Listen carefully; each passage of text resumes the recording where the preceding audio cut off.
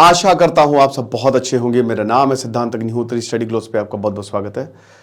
तो यार देखो, अभी मार्च आ गया है। बहुत अच्छी बात है कि ठंड पड़ रही है। ठंड है हल्की हल्की, लेकिन ये ठंड बहुत टाइम तक रहेगी नहीं, क्योंकि ये अल नीनो और जो इस साल मौसम रहने वाला है, हम बात करेंगे 23-24 में अल नीनो पीक हुआ था। अल नीनो की बात मैंने कई बार की हुई है, फिर से बताऊंगा क्या होता है अल नीनो। कोई चिंता की बात नहीं, मुझे लगता है जो रेगुलर है चैनल पे उनको पता है। और हाँ, मैं एक स्टेट सीरीज शुरू करने वाला हूं। भारत के 28 राज्य में कॉम्प्रिहेंसिवली कवर करूंगा। 2 से ढाई घंटे के लेक्चर्स होंगे। तो अगले हफ्ते 12 बजे का इंतजार करिए, पता चलेगा आपको कितना मजा आएगा आपको। तो यहां पे यूनाइटेड नेशन की एजेंसी ने बोला कि भाई देखो, इस बार जो है नॉर्मल टेम्परेचर से ज्यादा रहेंगे, तो थोड़ा सा तैयार हो जाइए, क्योंकि अल नीनो कंडीशंस जो हैं वो एक्सट्रीम इवेंट्स को 2023 में जन्म दिया। पिछला साल बहुत ही गर्म रहा था, ठीक है, बहुत सारे रिकॉर्ड्स जो हैं वो टूटे थे। तो अभी ऑन गोइंग अल नीनो की अगर बात करते हैं, तो जो एब नॉर्मल, देखिए अल नीनो क्या होता है पहले आप ये समझिए। यहां पे अगर आपको दिख रहा होगा, ये है अल नीनो, इसमें ये है पेरू, ये है इंडियन सब कॉन्टिनेंट। तो ये जब विंड ज्यादा होती है, जो इक्वाटोरियल विंड्स हैं, तो ये वॉर मोशन होता है यहां पे, वॉर मोशन, ठीक है, वॉर मेयर ओशन करंट। तो ये जो गर्म पानी है ना, ये खिसक के ये इंडियन सब कॉन्टिनेंट में आ जाता है। तो अब गर्म पानी आया, भारी पानी, जो ठंडा पानी होता है भारी होता है, वो नीचे चला गया। गर्म पानी यहां पे आ गया, तो गर्म पानी भाप बन के ऊपर उड़ेगा, तो खूब बारिश होगी। इस कंडीशन को कहते हैं ला नीना। ये नॉर्मल ईयर होता है, ठीक है, यानी कि ला नीना होगा, नॉर्मल ईयर होगा तो बारिश बढ़िया होगी। अल नीनो क्या होता है, जब ये वॉर मोशन जो है ये वापस पेरू में आ जाता है, ठीक है। अब देखो यहां पे तो भारत को भी बहुत खुश, क्योंकि भारत में बारिश होगी, भारत का क्लाइमेट ही मानसून टाइप है, तो यहां पे बारिश होगी तो खेती बढ़िया है, सब बढ़िया है, सब चंगा सी। पेरू में क्या होगा कि भाई गर्म पानी इधर आ गया तो ठंडा पानी ऊपर आ गया। भाई मैंने क्या बताया, भाई बर्फ भारी होती है ना, तो ठंडा पानी जो होता है वो भारी होता है, वो नीचे जाएगा। गर्म पानी ऊपर से हटा तो ठंडा पानी ऊपर आया। ठंडा पानी ऊपर है तो अपने साथ मछलियों को, सारे रिसोर्सेज को साथ में लेके आएगा। तो पेरू वाले यहां पे नाचेंगे, भंगड़ा पाले, ठीक है, तो भंगड़ा करेंगे। क्यों? क्योंकि जब सब कुछ साथ में लेके ठंडा पानी ऊपर आएगा तो मछलियां भी आएंगी, तो इनको खूब बढ़िया। तो जो ला नीना कंडीशन होती है वो सबके लिए बढ़िया होती है, विन विन सिचुएशन। लेकिन अल नीनो में क्या होता है, अब ये जो गर्म ओशन करेंट्स हैं, ठीक है, वॉर मोशन करेंट्स, ये वापस यहां पे आ जाएंगे, क्योंकि विंड्स वीक होंगी। अब जब ये वॉर मोशन करेंट्स यहां पे आएंगे, तो पेरू में जो ठंडा पानी वो नीचे जाएगा। पेरू में बारिश भयानक होगी, जिसकी वजह से पेरू में बाढ़ आएगी, और यहां पे इंडियन सब कॉन्टिनेंट में बारिश नहीं होगी। तो अभी अल नीनो कंडीशन चल रही। तो अल नीनो मतलब बारिश नहीं होगी, और बारिश नहीं होगी, बादल नहीं होंगे, तो टेम्परेचर बढ़ेगा ही बढ़ेगा। बहुत सालों तक बारिश नहीं आती तो रेगिस्तान, डेजर्टिफिकेशन हो जाता है। भारत के कुछ शहर इसके खतरे में है, बता दूं आपको मैं ये। तो यहां पे इंक्रीज इन टेम्परेचर और काफी ज्यादा ड्राइनेस, ड्रॉट्स हमको देखने को मिलती हैं। नॉर्मल रेनफॉल पैटर्न जो है वो काफी ज्यादा डिसरप्ट होता है।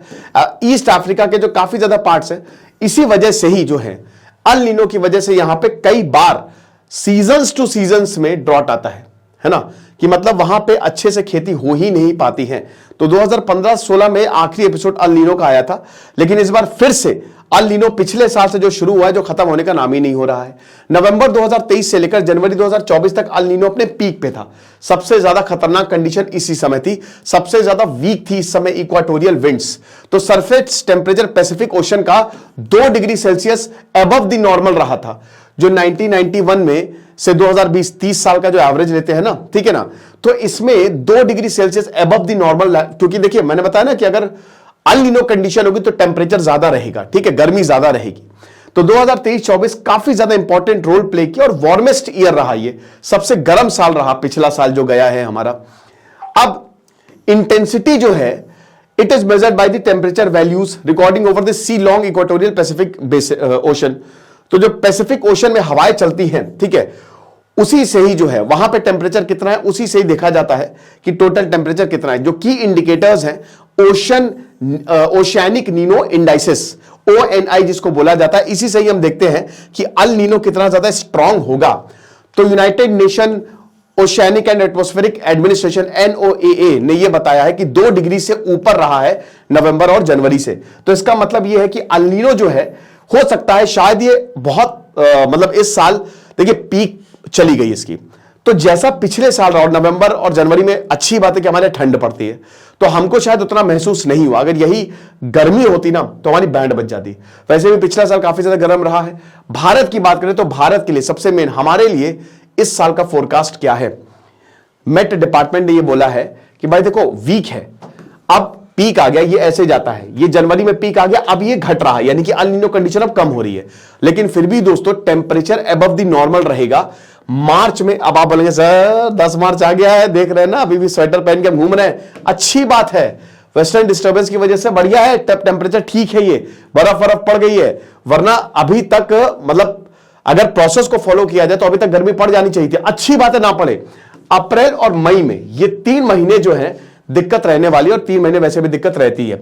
तो above normal maximum temperature likely to be experience कहां पे, नॉर्थ पार्ट में मेन लद्दाख, हिमाचल प्रदेश, राजस्थान, उत्तर प्रदेश, झारखंड, उड़ीसा, महाराष्ट्र, कोस्टल गुजरात, कर्नाटक, केरल, तमिलनाडु, लक्षद्वीप और अंडमान और निकोबार आइलैंड ने भी बोला है कि यहां पे गर्मी ज्यादा रहेगी। तो ये मार्च से मई का पीरियड कुछ इस तरीके से रहेगा, ठीक है ना। तो अबव नॉर्मल हीट वेव्स, यानी कि यहां पे पूरे भारत में ही लगभग हीट वेव जो है वो चलने के आसार हैं। अभी मार्च निकल रहा है, अप्रैल मई आप मान के चलिए, ठीक है ना। तो थोड़ा सा कमर कस लीजिए, पहले से ही अच्छी तैयारियां कर लीजिए। रातें भी जो हैं वो गर्म रहेंगी, ठीक है, जितनी आमतौर पर रहती है उससे गर्म रहेगी। हीट वेव्स जो हैं वो पूरे सेंट्रल और नॉर्दर्न पेनिनसुलर इंडिया में हमको देखने को मिलेगी, स्पेशली मार्च से जून तक ही रहेगा। जुलाई में हमको अगर राहत मिलेगी तो मिलेगी। और जो डे टेम्परेचर है वो 4.5 degree Celsius above the normal, जो कि बहुत ज्यादा खतरनाक है। जहां 40 डिग्री होना चाहिए वहां शायद 44 डिग्री, 44.5 डिग्री या 45 डिग्री तक भी टेम्परेचर जा सकता है। तो आईएमडी ने बोला है कि हीट वेव जो है इस समर जो है वो काफी ज्यादा रहेंगे अल नीनो की वजह से, ठीक है।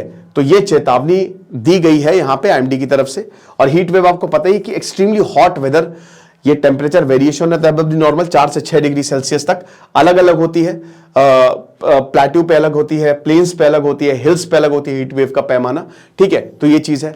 इंडिविजुअल अगर बात करते हैं तो 12 से 15 दिन महाराष्ट्र, तेलंगाना और नॉर्थ कर्नाटक में रहने की संभावना है। साथ ही साथ आंध्र प्रदेश, गुजरात, राजस्थान, मध्य प्रदेश, उत्तर प्रदेश, झारखंड, उड़ीसा, यानी कि बेसिकली वेस्ट, सेंट्रल और नॉर्थ इंडिया में भी हीट वेव जो है, अगर इंडिविजुअल हीट वेव की बात करें तो रहने की संभावना है। इंडियन समर मानसून कैसा रहेगा, 4 महीने साउथ वेस्ट मानसून नीचे से आता है, आपको पता है वहीं से ही भारत में मानसून आ रहा है। तो जो 4 महीने का साउथ वेस्ट मानसून है वो हमारे लिए सबसे जरूरी है। अब 70% इसी समय बारिश होती है, 880 मिलीमीटर, 880 मिलीमीटर रेनफॉल जो है ये जून से सितंबर में होती है, ये आपको पता ही है। तो ये साउथ वेस्ट मानसून से ही होती है, जो अपकमिंग मानसून और फिर मानसून वापस जाता है, रिट्रीटिंग मानसून जो अब तो चले ही गया खैर। तो गुड मानसून जो है वो बहुत ही ज्यादा जरूरी है। तो अभी डायरेक्ट 1-on-1 लिंक स्टैब्लिश नहीं हुआ है, लेकिन एक चीज सही मतलब ये बात है कि पिछली बार के अल नीनो के एपिसोड्स की बात करें तो हमको पिछले साल बहुत कम रेनफॉल देखने को मिली थी। कई जगह डेफिसिट, अगस्त में जितनी रेनफॉल होनी चाहिए, जैसे कर्नाटक में तो मतलब आप ये समझिए कि पिछले 30 सालों में सबसे कम रेनफॉल हुई है। तो ये बिल्कुल सही बात है कि अल नीनो की वजह से हमारी रेनफॉल इफेक्ट हुई, हमारी बारिश इफेक्ट हुई। हालांकि अब वो कम हो रही है, अल नीनो इफेक्ट कम हो रहे हैं। 2015-16 की अगर बात करते हैं तो 84% below LPA long period average, 84%। तो बुरी हालत हो गई थी 2015 और 16 में। लेकिन क्लाइमेटोलॉजी और हिस्टोरिकली बताते कि about 50% of El Nino followed by ENSO, El Nino south, जो मैंने आपको बताया एक बार ला नीना होता है, एक बार अल नीना होता है, और 40 to 50% ला नीना कंडीशन जो है वो अल नीनो के बाद आएंगे। यानी कि यह संभावना है कि अब अल नीनो नीचे जा रहा है, ठीक है। तो अब यहां एक्सट्रीम जो है वो जून तक दिखाया है, अब उसके बाद जब ये नीचे जाएगा तो ला नीना कंडीशन आएगी, यानी कि बरसात की कंडीशन बनेगी। तो ये है, ठीक है। Multiple global climate models have suggested that ENSO neutral condition will emerge during April to June period, यानी कि अप्रैल टू जून में पूरा नीचे चला जाएगा अल नीनो, ठीक है ना। और उसके बाद फिर ला नीना कंडीशन आ सकती है। Indian monsoon mission climate forecast system model has predicted ENSO neutral condition to be established along the equatorial Pacific basin by May. तो मई तक ये न्यूट्रल कंडीशन जो है वो एस्टैब्लिश हो जाएगी। The transition from El Nino to ENSO neutral will take some time after that. तो हो सकता है कि जुलाई तक या अगस्त तक भी प्रॉब्लम हो, लेकिन उसके बाद चीजें बेटर हो जाएंगी, चीजें वैसी हो जाएंगी जैसे पहले थी, ठीक है ना। तो ये चीज है। साउथ वेस्ट मानसून के बारे में आपको पता है, प्रेशर डिफरेंस की वजह से होता है, नीचे से आता है, वो पूरा हवाएं लेते हुए इंडियन ओशन की और जो यहाँ अरेबियन सी है उससे लेते हुए पूरी नमी आता है, फिर ऊपर केरल सबसे पहले अंडमान में जाता है, फिर केरल को हिट करता है, उसके बाद दो ब्रांचेस अरेबियन सी वाली अलग, बे ऑफ बंगाल वाली अलग, वो टकराती है, जिससे पूरे भारत में बारिश होती है। तो 70% रेनफॉल जो है वो इसकी वजह से होता है, और ये सब प्रेशर डिफरेंस की वजह से होता है। अगर प्रेशर डिफरेंस समझ गए ना तो अब भारत के सारे ज्योग्राफिक फेनोमेना आप समझ जाओगे। खुश रहिए, पढ़ते रहिए। दिस इज सिद्धांत अग्निहोत्री साइनिंग ऑफ।